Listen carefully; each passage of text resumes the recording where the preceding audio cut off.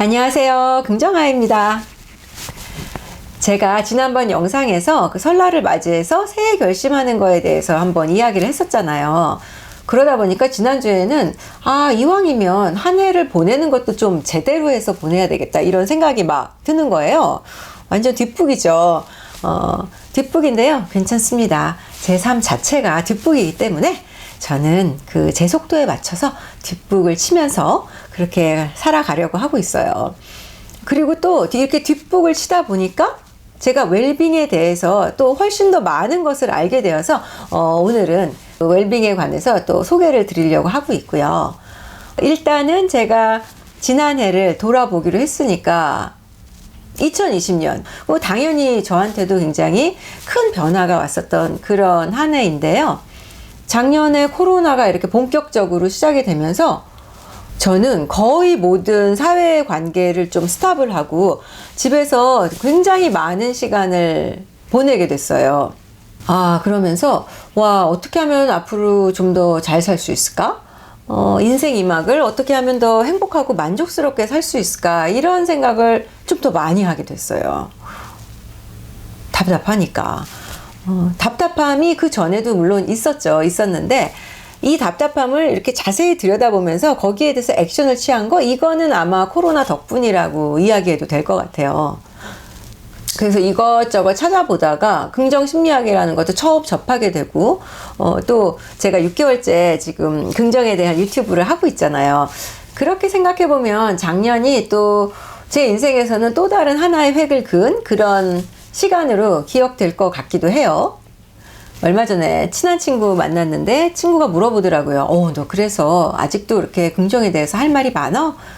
하는데 제가 이렇게 할 말이 많다기보다는 긍정이라는 것이 어떤 제 삶에 조그만 한 언저리에 이렇게 항상 있고 그것에 대해서 제가 자꾸 되새겨 볼 수 있게 되니까 그런 것들이 제 삶의 만족도를 굉장히 높여준 게 사실이에요. 그래서 이거는 앞으로도 좀 계속 하고 싶다 이런 생각이 들더라고요. 긍정심리학을 창시하신 마틴 셀리그만의 그 책 중에서 웰빙이란 무엇인가 그 부분에 대해서 한번 좀 소개를 시켜드리고 싶어요. 웰빙의 5가지 요소를 이야기를 하고 있어요. 그 첫 번째가 포지티브 이모션, 긍정적인 감정이에요. 나를 기분 좋게 해주는 모든 것들이죠. 맛있는 거를 먹어요. 그리고 내가 하고 싶은 일을 해요. 기분이 완전히 좋아지죠. 와, 짜릿하다. 너무 좋아. 와, 따뜻해. 너무 편안해. 막 이런 모든 나를 기분 좋게 해주는 것.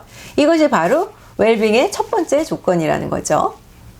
두 번째 요소가 인게이지먼트래요. 몰두하는 것, 흥미를 느끼는 것을 이야기하는데요. 말하자면 시간이나 내 생각 이런 거를 다 잊어버리고 어디 한 군데에 이렇게 몰입하게 되는 경험? 그것을 이야기하는 거예요. 그래서 그 당시에는 못 느끼다가 시간이 이렇게 됐어? 라든지 그때 너무 좋았어. 끝내줬었어. 이런 식으로 나중에 느낄 수 있는 이런 경험을 이야기하는 건데요. 우리가 이제 일을 할 때도 이런 몰입을 할 수 있고요. 또 저 같은 경우에는 운동할 때도 이런 몰입의 순간이 찾아오기도 하더라고요. 세 번째는 릴레이션십, 좋은 인간관계. 애인과 파트너와 가족과 친구와 그리고 내가 같이 일을 하는 사람 아니면 사회를 같이 이루고 있는 사람들과 좋은 인간관계를 맺는 게 당연히 웰빙의 이제 중요한 요소가 되는 거죠.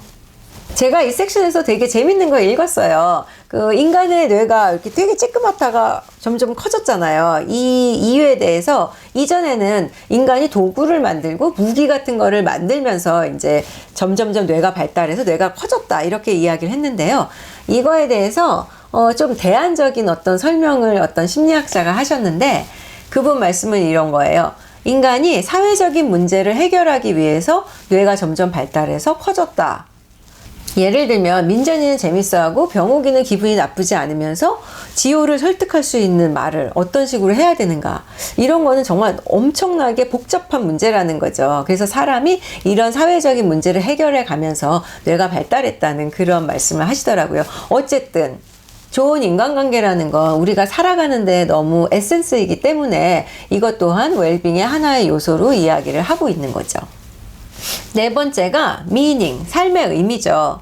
이것은 내가 나보다 큰 것에 속해 있다는 것, 혹은 내가 아닌 다른 사람을 위해서 무언가를 하는 것, 이럴 때 삶의 의미를 갖는다고 이야기를 해요. 보통은 아이를 키운다든지 아니면 노부모님을 이렇게 보살펴 드리면서 삶의 의미를 느낄 수도 있고요. 뭐 종교라든지 혹은 자기가 굉장히 소중히 여기는 가치, 그런 것을 위해서 헌신할 때, 이럴 때 이제 사람들이 삶의 의미를 가질 수 있다라고 이야기를 하죠. 마지막은 achievement, 성취예요. 이 성취를 맨 처음에는 이 웰빙의 요소로 넣지 않았었는데 나중에 추가를 하게 된 이유가, 인간은 성취만을 위한 성취를 한다라는 거죠. 어떤 다른 목적이 아니라 이기기 위해서 이기기도 하고, 이 성취를 보면은 좀 외적인 성취하고 내적인 성취로 나눌 수 있는 것 같은데요. 외적인 성취는 뭐 다른 사람이 보기에도 막 훌륭하다, 이제 좀 남이 정해놓은 그런 기준에 맞는 성취가 외적인 성취가 될 수 있을 것 같고요. 내적인 성취라고 한다 그러면 뭐 자기 자신 안에서 내가 가치 있는 것, 그것들을 이루는 것, 그런 것들이 내적인 성취가 될 수 있는 것 같아요. 이렇게 5가지, 나를 기분 좋게 해주는 것, 그리고 내가 몰입할 수 있는 경험, 좋은 인간관계, 삶의 의미, 성취감, 모두 골고루 가지고 있어야지 웰빙 전체가 증진이 된다라고 이야기해요. 이 중에 한 가지만 가지고 있어서는 웰빙이 증진하지 않는다는 거죠. 물론 저 같은 경우에도 정말 행복하게 살고 싶다, 만족스러운 삶을 살고 싶다, 이런 생각을 많이 하면서 살았죠.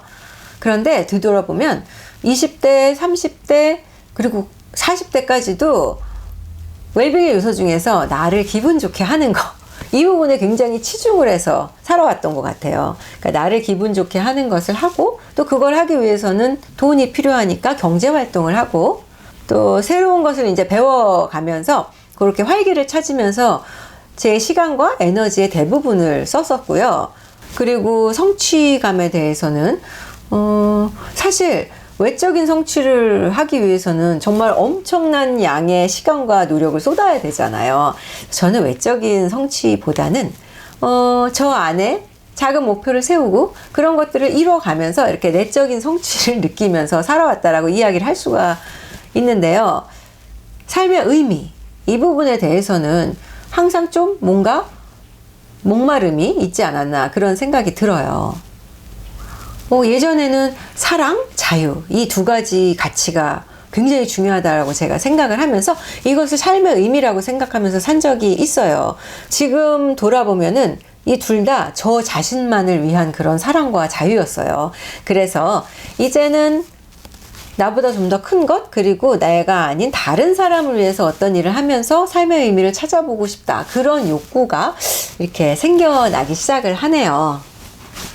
우리가 편식을 하면 안 되고 여러 가지 영양소를 골고루 섭취해야 된다는 거, 그리고 그 영양소들도 굉장히 잘 알고 있잖아요.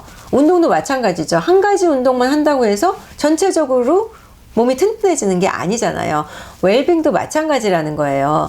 어떤 한 가지 웰빙의 요소만 한다고 삶의 만족도가 올라가는 게 아니라 이 5가지를 골고루 다 해야지 전체적으로 행복한, 만족스러운 삶을 살 수 있다라는 거죠.